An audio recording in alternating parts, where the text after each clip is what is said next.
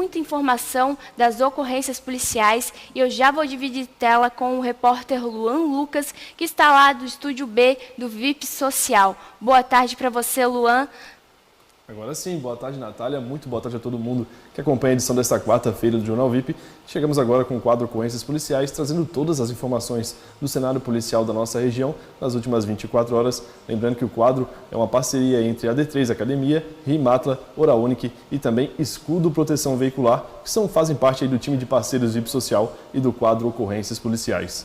E para já dar início nas ocorrências que marcaram as últimas 24 horas, nós começamos com o caso de um caminhão que já foi furtado há cerca de 5 anos e que foi recuperado aqui em Santa Catarina. Um caminhão roubado há 5 anos foi apreendido pela Polícia Rodoviária Federal em Itapema.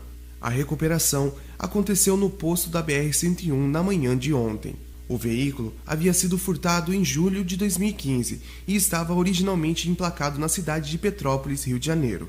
Porém, após o roubo, passou a circular com placas clonadas de um outro veículo com as mesmas características, registrado em São José da Lapa, em Minas Gerais. De acordo com a PRF, após a abordagem, foi realizada uma minuciosa análise, onde foi possível perceber indícios de adulteração em vários sinais identificadores. O motorista foi conduzido para a Delegacia de Polícia Civil de Itapema, onde prestou esclarecimentos. Informações sobre sua possível participação do crime não foram repassados.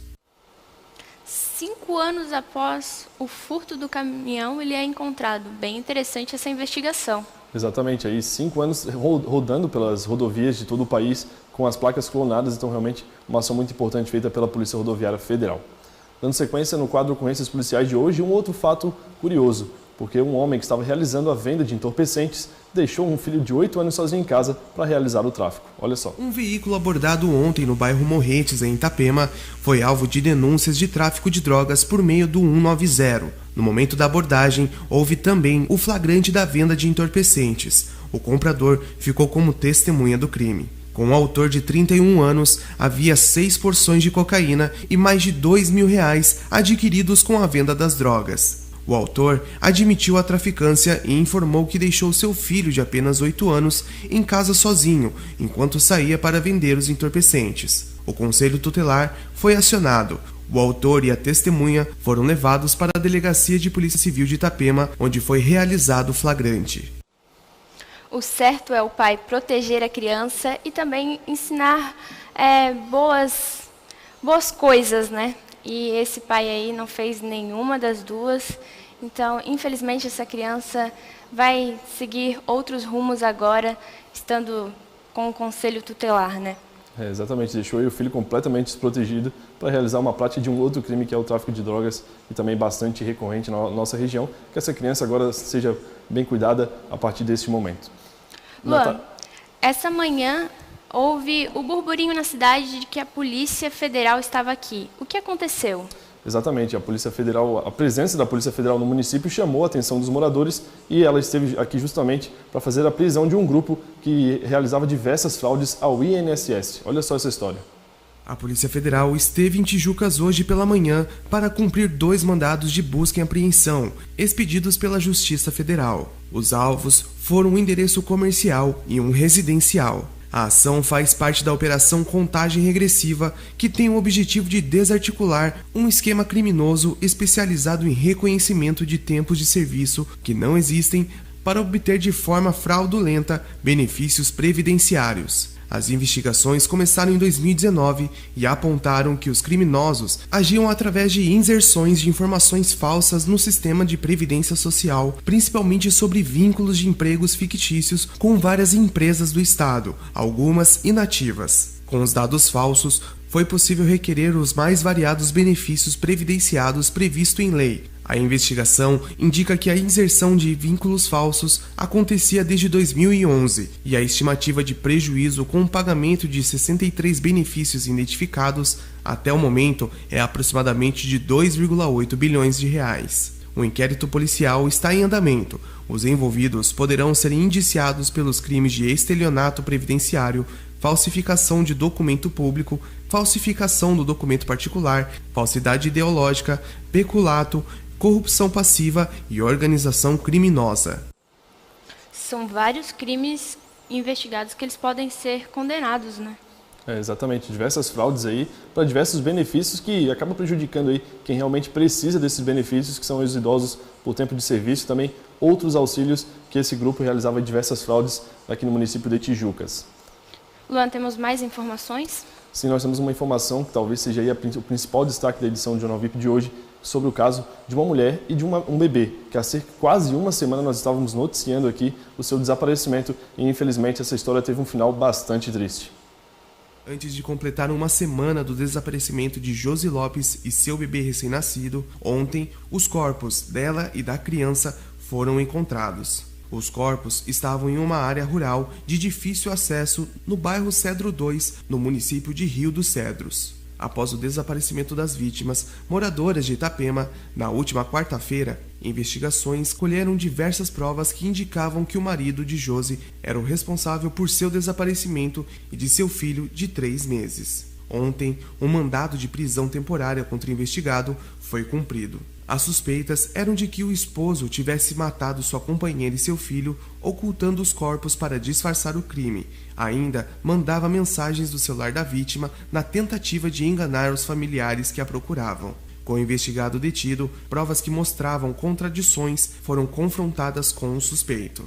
Ele confessou o crime, disse ter matado a esposa e a criança por envenenamento e apontou o local onde os corpos estavam.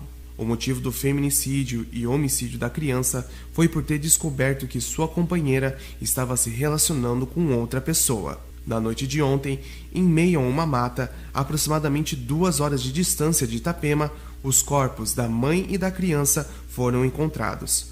O Instituto Geral de Perícias e o Instituto Médico Legal foram acionados para os procedimentos necessários. E para falar desse caso que chocou a região e também o estado de Santa Catarina, o quadro Ocorrências Policiais de hoje recebe o delegado da Polícia Civil de Itapema, Diogo Medeiros, que já divide tela aqui conosco. Doutor, muito obrigado pela sua participação e agradeço pela disponibilidade de participar do quadro e detalhar um pouco mais sobre esse caso. Muito boa tarde. Boa tarde, é um prazer estar de volta e possível estar à disposição sempre para prestar esclarecimentos. Muito boa tarde. Diogo, conta pra gente como foi essa investigação, como vocês chegaram até o autor. Boa tarde. Tudo começou no dia 15 da semana passada, onde começaram a dar falta de uma mulher que residia ali no bairro Morretes, em Itapema, e principalmente pelo fato dos familiares estarem preocupados por ela estar brigando previamente com seu ex-companheiro. E aí, na sexta-feira, o filho dela fez um boletim de ocorrência acerca do seu desaparecimento. Então, começamos a avaliar os fatos, começamos a juntar provas e já de imediato já seguimos a linha de investigação que poderia se tratar de um feminicídio praticado pelo seu ex-companheiro. E a partir daí, desses elementos informativos juntados, que resultou em umas provas robustas, nós podemos pedir ao Poder Judiciário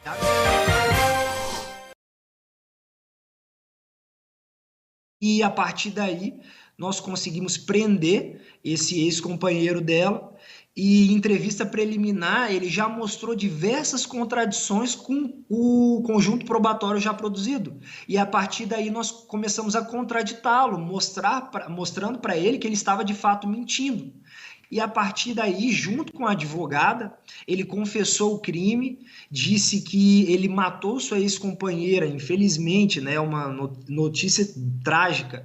Ele matou sua ex-companheira por ciúmes, porque ele descobriu que ela estava em outro relacionamento, eles já estavam separados há cerca de 1 mês, e aí naquele na terça-feira do dia 15, de forma premeditada, já tinha abastecido o carro dele, a carreira dela, já tinha visto onde ele iria enterrar os corpos, ele coloca um veneno, a gente ainda não sabe qual espécie de veneno, na carne, no molho da carne, dá a carne, oferece a carne à sua ex-companheira, que estava naquele momento com ele, e aí ela come, depois de 1 hora ela começa a passar mal, ele oferece ajuda, então, para levá-la no hospital, e é importante destacar que ela foi espontaneamente ao hospital, achando que iria ser socorrida. Ali a criança recém-nascido mama do leite da mãe, e aí cerca de 40 minutos a 1 hora dentro do carro, ela desfalece ali, provavelmente ela morreu ali dentro do carro, a perícia vai dizer, e aí ele vai para Rio dos Cedros. Dentro de Rio dos Cedros, para vocês terem uma noção, a gente anda mais de 2 horas de estrada de chão para chegar no local onde ele ocultou os cadáveres. Lá, infelizmente, a gente achou os cadáveres e preservamos o local, junto com a Polícia Civil de Rio dos Cedros também, que nos ajudou, e pedimos ao IML e ao IGP que realizaram a perícia no local. O senhor acabou de mencionar que ele confessou o crime, então ele passa a ser um assassino confesso da mãe e também da criança. Como que foi aí o momento em que ele confessou o crime no depoimento e também em algum momento ele demonstrou arrependimento ou qualquer outro tipo de sentimento em relação à prática desse crime? Perfeito. Com relação à criança, ele tem uma alegação de defesa. Ele fala que ele não queria matar a criança e não poderia prever que a criança ia mamar e ia ser envenenada, mas é lógico que a gente está tratando aqui na versão dele, a gente está acreditando preliminarmente na versão dele, mas lá no IML, na necrópsia, vai ser feito um exame toxicológico, um exame gastrointestinal, e aí a gente vai verificar se foi envenenamento ou se há alguma lesão que indique uma esganadura, um enforcamento. E inicialmente ele se mostra assim arrependido, mas a todo momento ele já troca de assunto, dá risada. Então, assim, na minha concepção, e aí é um subjetivismo, ele não está arrependido. Ele matou a esposa por ciúmes, mas a criança... Qual foi o motivo de matar a criança? Então, exatamente. E, segundo a lei, não tinha a intenção de matar a criança, certo?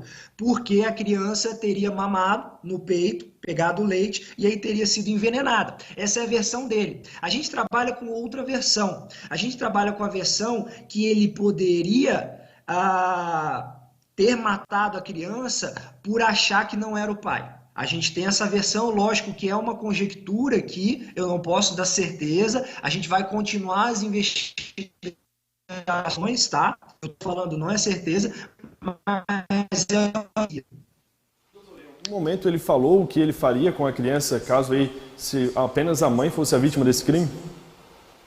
Desculpa, eu não entendi. Em algum momento o autor aí, confesso, desse crime, comentou o que ele faria com a criança após a morte da mãe, se ele ficaria com ela, se ele pretendia levar para outro lugar? Não, ele não tratou do assunto, não falou sobre a criança, o que ele iria fazer, ele não falou sobre isso. Delegado, a cidade de Rio dos Cedros, como você mencionou, fica a cerca de 2 horas daqui, e de Itapema, da região aqui do Vale do Rio Tijucas e Costa Esmeralda, e vocês andaram ainda mais 2 horas para encontrar o corpo. Ele falou o motivo de ir tão longe, por que escolher a cidade? Havia algum vínculo? É interessante porque ele conhecia aquela região com a palma da mão dele. Ele indicava, ó, aqui vai ter uma ponte, aqui vai ter uma entrada, aqui vai ter uma saída... Porque ele foi radicado ali e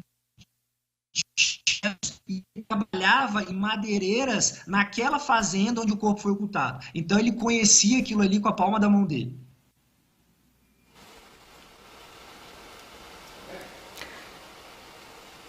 Doutor, voltou aqui. Doutor, o senhor comentou aí sobre algumas contradições aí do que disse o acusado e agora o assassino confesso. Quais foram essas contradições que a polícia identificou através do seu depoimento e contradizendo aí o que ele disse enquanto ele foi interrogado aí pela Polícia Civil? Perfeito. A principal contradição que chamou a atenção foi no que se refere aos dados telemáticos. Por exemplo, no dia dos fatos, a gente viu que ele estava na região de Blumenau, pela análise do aparelho celular. E ele fala que ele estava no Morretes, em Itapema. E aí, a partir daí, a gente verifica essas contradições entre a versão, em tese, preliminarmente apresentada por ele, e a versão que a gente conseguiu por análise pericial, por análise de investigação. E possuía outros antecedentes criminais?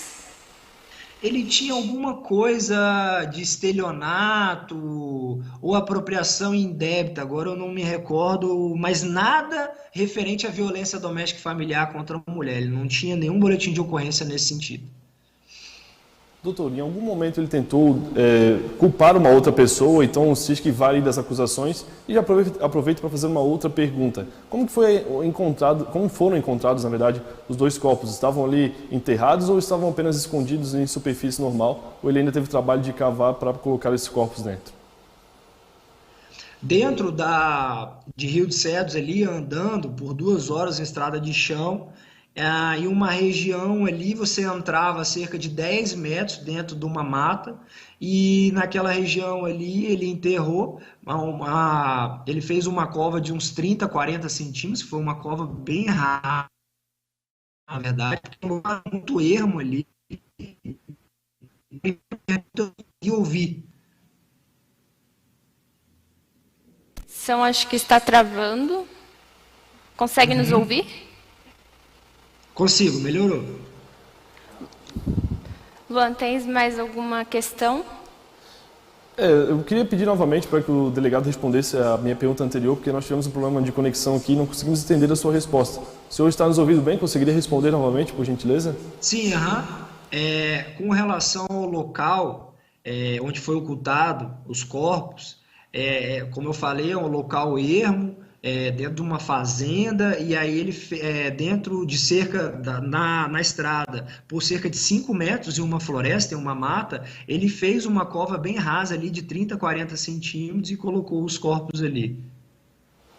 Delegado, muito obrigado por todos os esclarecimentos, pela disponibilidade. Agradecemos muito a sua participação aqui no Jornal VIP, dentro do quadro Ocorrências Policiais. Luan, temos mais... Pode responder.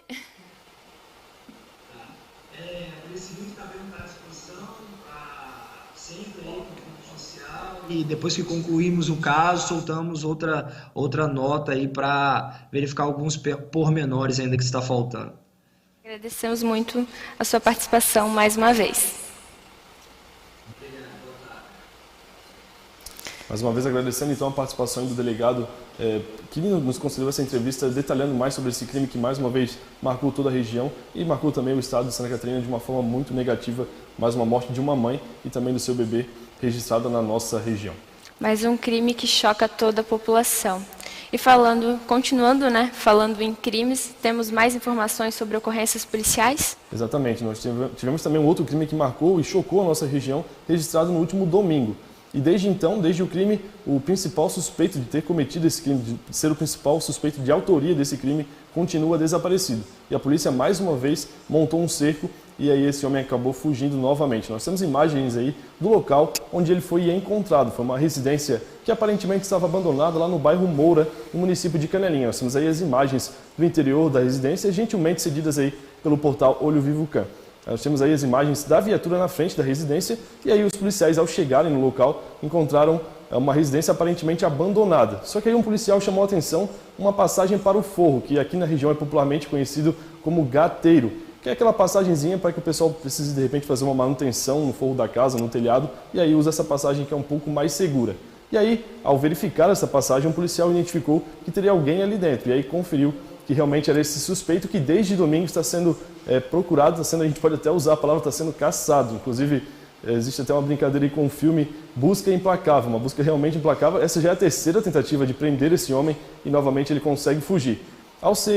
Quando ele foi aí cercado na residência, cercado tanto na saída dessa passagem também na frente da residência, ele acabou abrindo um buraco no telhado e subiu no telhado da casa. Lá do alto ele disparou contra os policiais e pulou para um matagal que fica atrás da residência e conseguiu fugir, despistando os policiais novamente. Então segue a busca aí por esse autor, o principal suspeito de autoria de um crime, que assassinou um homem a tiros dentro de um veículo lá no bairro Moura, no município de Canelinha. Uma mega operação usando viaturas, tanto da Polícia Militar quanto da Polícia Civil, e também o uso do helicóptero Águia da Polícia Militar, já foi feito, já foram usados para tentar encontrar esse homem, que até o momento segue desaparecido lá no município de Canelinha, no bairro Moura, interior do município de Canelinha, Natália. É uma busca bem implacável mesmo. Exatamente, chama muita atenção a referência, inclusive, com o filme, né? Uma busca implacável mesmo. O pessoal não deixa de brincar até num momento como esse. E sempre que tivermos mais informações sobre esse caso, a nossa equipe de jornalismo vai estar apurando para manter vocês, internautas, bem informados. Então, antes de espalhar, confere no vipsocial.com.br. Temos mais informações, Luan? Por enquanto, são essas as principais informações do cenário policial da nossa região. Novas informações sobre o cenário policial e também sobre as outras notícias que marcam a nossa região, o Vale do Rio Tijucas e a Costa Esmeralda, você confere em vipsocial.com.br, e o quadro Ocorrências Policiais volta amanhã, aqui dentro do Jornal VIP, a partir do 12h30.